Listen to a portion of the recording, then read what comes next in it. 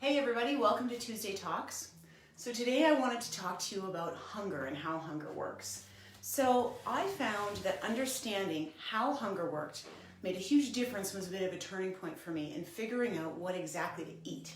Because there's so many different plans out there between keto and plant-based and paleo and all of these different ways of eating.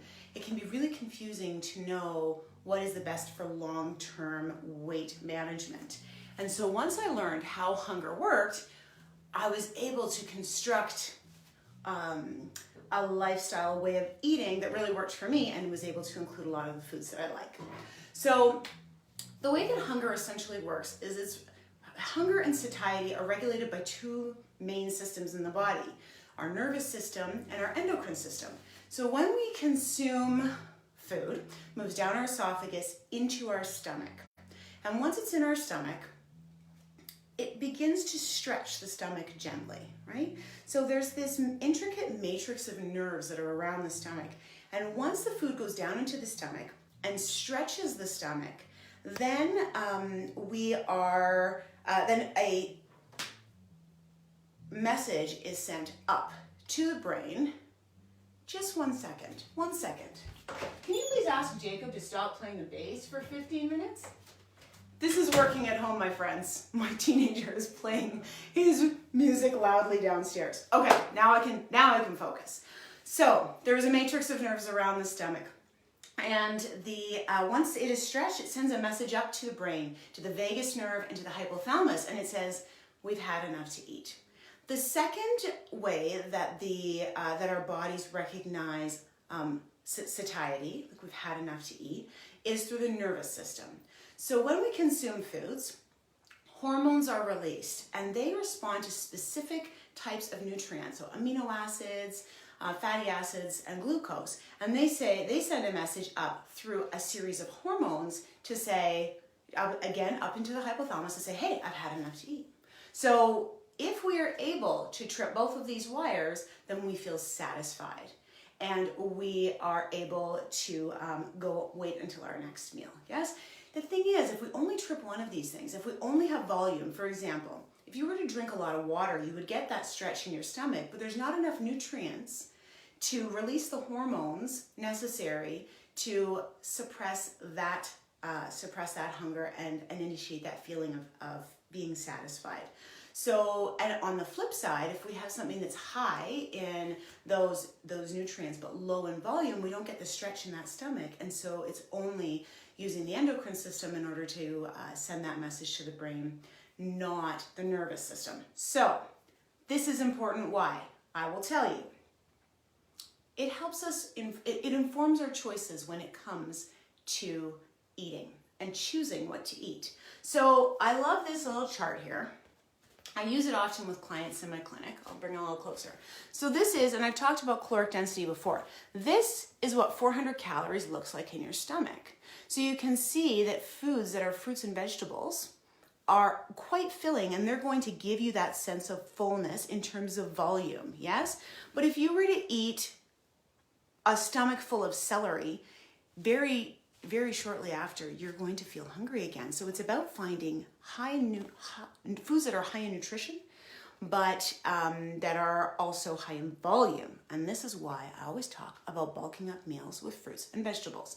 So after this, we then can see potatoes, whole grains. That includes rice, quinoa, whole grain breads, etc. Those will also be quite filling. And then as we move into animal products, cheeses, and this would also be like your lower fat dairy, cheeses, and then oils, peanut butter, things like that, they take up very little space in the stomach. So if we understand how hunger works and we understand this, then we can start shifting the proportions on our plate in order to support long-term weight management. So I talk a lot about bulking up with fruits and veggies, yes? So here's an example. So here's just one thing that, one little quick snack that I would carry around with me. These little cashew bars. You can get them at Costco or whatever. And I thought they were pretty decent. You get 2 bars in here, 170 calories, 6 grams of fat, 4 grams of protein, okay? So out of the package, they look like this. So here's your 2 little bars. This is how much space they're going to take up in your stomach, yes? Now, and of course, when we have water and whatnot, yes, it's going to expand slightly, but it's not a very high volume food, I think we can agree on. Now, what I started to do is instead of just having those 2 bars, especially if I was at home and not on the go, I would instead choose to only have 1. So that's 85 calories only, yes, and 3 grams of fat. And instead, I would put it with a side of fruit. So here, now we've got 85 calories, and we've got, this is about 35 calories of strawberries. Strawberries are such a good deal. Like, I love them. And they're coming back in season. I'm so excited. So you can now, instead of 170 calories for a package of these, for about 100 calories, just over 100 calories, 110, 120 calories, this is a much more filling snack. And you can do this with everything. So if you take a look, keep this in mind, you take a look at this, yes?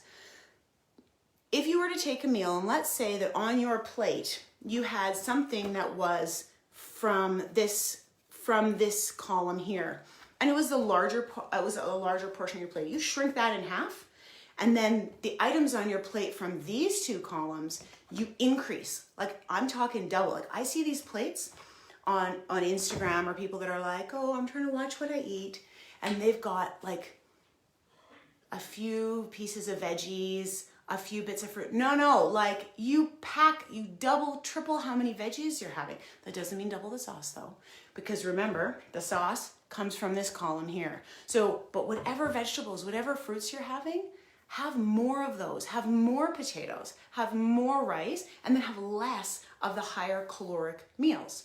Because what this is doing is this is working with our hunger and satiety within our body. It's filling up our stomach, it's allowing our stomach to stretch slightly, sending that message, but we're also getting enough nutrients. So now we're going to feel satisfied for a couple of hours until it's time for our next meal, until our body starts releasing those hunger hormones, the ghrelin that says, hey, I'm getting hungry again. And then we feed ourselves, and hormones like leptin are released, and we're able to feel satisfied for a period of time. But if we're having small portions of high calorie foods, we're not feeling full, and we feel hungry again quite quickly, and that does not make for an easy go. Because let me tell you this, any program or any situation that forces us to be hungry for long periods of time, or for weeks at a time, this is not going to work. If we're always feeling hungry day in and day out, we cannot make good choices, and it is not sustainable. If we are looking at making a lifestyle change, we need to make significant changes. We can make them slowly and implement them slowly, but we do have to make changes to the way that we're approaching plating all of our meals. So the next time that you think, even if it's like 2 cookies, like I used to have 2 cookies with my coffee in the afternoon, and quite often now I will have 1 cookie and then a bunch of fruit. So just keep in mind, right? Instead of having 2 of these, or you know what? These suckers break in half. You only really want 1. You really only need 1 little one to dip into your coffee. Now you've just cut this in half again, and we're talking 42 calories for this. With, you could double how many strawberries you're having. That would be pretty delicious, wouldn't it?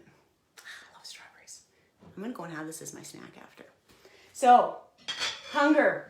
It's important that we know how it works so that we know how to work with it. If you guys have any questions, drop them in the comments. Be happy to answer. Take care. Until next week.